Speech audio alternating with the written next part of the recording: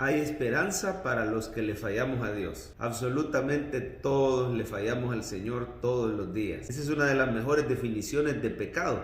Pecar significa fallar al blanco, no pegarle a las demandas justas de la ley de Dios. Dice la Biblia que usted y yo estábamos muertos en delitos y pecados. Esas dos palabras juntas cubren de una manera completa nuestra maldad. Por un lado, los delitos es activamente hacer lo malo, y por otro lado, los pecados es cuando no le pegamos a lo bueno que Dios exige. Usted y yo estábamos bien lejos de agradar a Dios. Por un lado, hacemos lo malo, y por otro lado, no hacemos lo bueno que se nos requiere. Pero Cristo nos perdonó con su sangre preciosa en ese sacrificio en la cruz.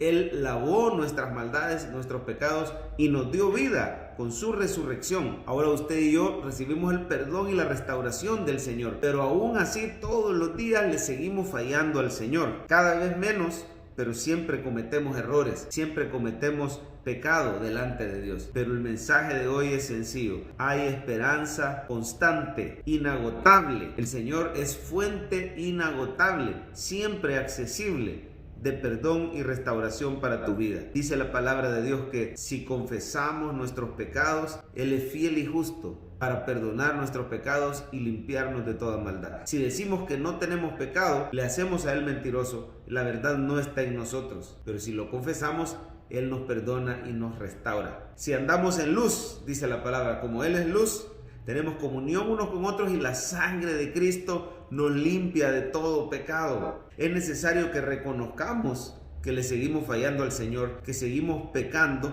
y que busquemos ser restaurados. Muchos cristianos, cuando le fallan al Señor, se desaniman y pierden toda esperanza de cambiar. Y dicen: es de más, yo mucho le fallo al Señor, para mí ya no hay esperanza, yo no puedo ser restaurado, siempre voy a luchar con lo mismo. Tenga esperanza en el nombre del Señor. Si es cierto que has tenido derrotas en tu vida, pero el Señor es todopoderoso y Él cumplirá su propósito en nosotros. Mira el pueblo de Israel, acababa de ser derrotado en Ai, un pueblo que estaba después de Jericó, cuando iban entrando a la tierra prometida, y Josué estaba desanimado, preocupado, pero el Señor le dijo: adelante, Josué, levántate, trata con el pecado, sé valiente y esforzado, sé diligente, aparta ese pecado de Israel, levántate que yo te voy a dar la victoria.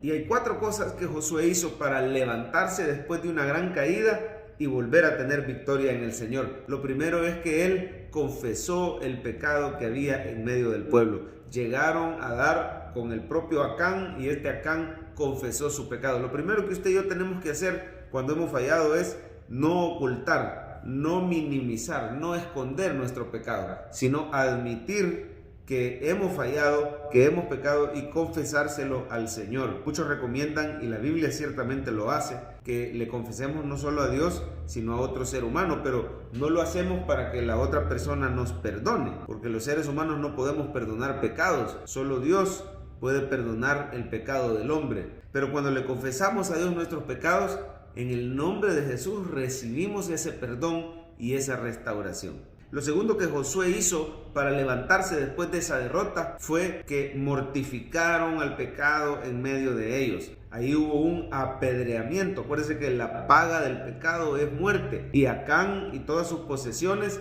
fueron apedreadas, y así se quitó la maldad en medio de Israel. ¿Por qué hoy en día el pecador no muere cuando confiesa su pecado? Porque Cristo Jesús ya murió por nosotros en la cruz. Es por eso que podemos acercarnos confiadamente al trono de la gracia. Cuando confesamos nuestros pecados, el Señor nos perdona, nos limpia, nos levanta, nos restaura. Así que es necesario cortar de raíz con el pecado. Lo que tenemos que matar es toda ocasión de caer. No debemos de mantener esas amistades que nos están llevando a caer. No debemos de mantener esos hábitos, esas prácticas, esos lugares, esa música, esas series de televisión. Debemos de cortar toda relación con el mundo, la cual nos arrastra y nos tienta y nos lleva al pecado. Jesús dice: si tu mano derecha te es ocasión de caer, córtala y échala lejos de ti. Mejor que se pierda uno de tus miembros y no que todo tu cuerpo se vaya al infierno. Y lo mismo si tu ojo derecho te es ocasión de caer. Lo que esto ilustra es la necesidad de tomar decisiones radicales,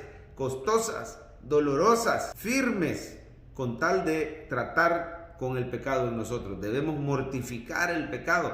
Debemos apartarnos de toda ocasión de caer. Lo tercero que Josué hizo es consultar y obedecer la palabra de Dios. Cuando usted y yo buscamos la guía de Dios y su sabiduría en la palabra, somos gobernados por el Espíritu Santo. La palabra es la espada del Espíritu. Cuando usted y yo vamos a la palabra y el Señor le da las instrucciones a Josué y le dice: mira, vas a hacer una estrategia inteligente, todo el pueblo se va a acercar por enfrente y van a poner 30,000 hombres atrás a que hagan una emboscada. Cuando los de Jai salgan persiguiendo a los de enfrente, los de atrás van a tomar la ciudad y la van a incendiar. Luego los de Jai se van a ver encerrados en medio de estos dos batallones israelitas, y precisamente así se dio. Tenemos que ser astutos en nuestra guerra contra el pecado. Si el enemigo es astuto, nosotros tenemos la mente de Cristo. Tenemos que consultar la palabra de Dios para ver cómo con astucia, con inteligencia le vamos a hacer la guerra al pecado. Cómo vamos a hacer para cortar con esas ocasiones de caer. Cómo vamos a hacer para ocupar nuestros miembros en el servicio a Dios. Cómo vamos a hacer para enfrentar la tentación cuando llegue. Tenemos que tener esa astucia, y esa solo la vamos a obtener, esa sabiduría, consultando siempre y obedeciendo la palabra de Dios. Y por último, Josué siempre estaba en una tremenda comunión con el Señor, hablaba directamente con Dios. Al final de este capítulo 8, en el que se ve la victoria sobre Jai, vemos cómo Josué lleva a cabo sacrificios de alabanza, de adoración, lectura de la palabra. Esto equivale no solo al culto al que vamos los cristianos todas las semanas, a adorar al Señor juntos como pueblo, sino equivale también a ese caminar personal con el Señor. En la medida que nuestro deleite sea la comunión con Dios, la oración, el hablar con Él, el escuchar la voz de Él, en esa misma medida el pecado va a ir perdiendo fuerza en nosotros,